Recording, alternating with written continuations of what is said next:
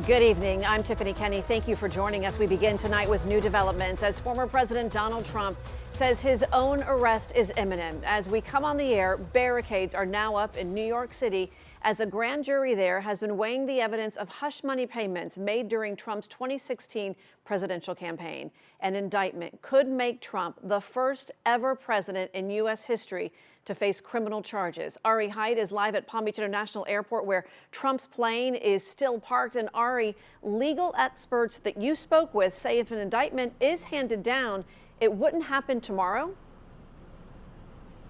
Yeah, what they're telling me is that the grand jury in New York is still hearing testimony, so it's very unlikely to imagine that there would be an indictment tomorrow. And given that, like you mentioned, the Trump plane is still here at Palm Beach International Airport, it's more than likely that the former president himself is still here in Palm Beach County at his Mar-a-Lago resort in Palm Beach. But of course, as we all know, all of this can change at any moment. Former President Donald Trump has said he expects to be arrested on Tuesday in New York, but legal experts here in South Florida say they doubt it. I think it's unlikely that it'll be as soon as Tuesday. I do think it's coming, but I think it's most likely to be at the end of the week.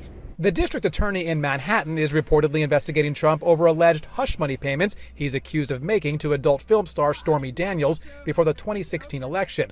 Those payments may have violated campaign finance laws. However, the DA has not given any indication when or even if that indictment will happen.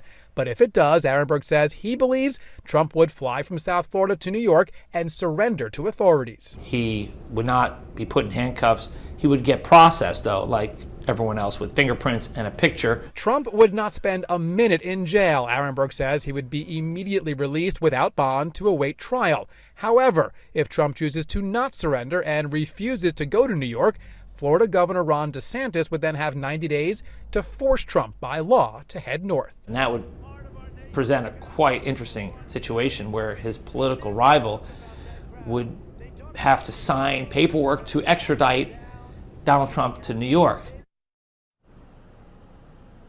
And Arenberg says even if Trump is indicted, if he is arrested, the trial probably wouldn't happen before the 2024 election. But even if it does, and even if Donald Trump is convicted of a felony, Arenberg says that would have no bearing whatsoever on his ability to run for president and to serve as president if he happens to win the election and have a second term in the White House. Reporting live from Palm Beach International Airport, Ari Haidt, WPBF 25 News.